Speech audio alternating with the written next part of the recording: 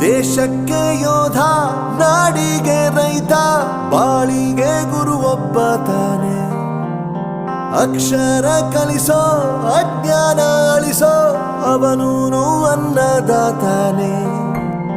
ತಪ್ಪು ಸರಿಯ ತಿದ್ದಿ ತಿಳಿ ಹೇಳಿ ಸಮಬುದ್ಧಿ ನಮ್ಮ ಚಿತ್ತ ಶುದ್ಧಿಯಾಗೋ ಹಾದಿ.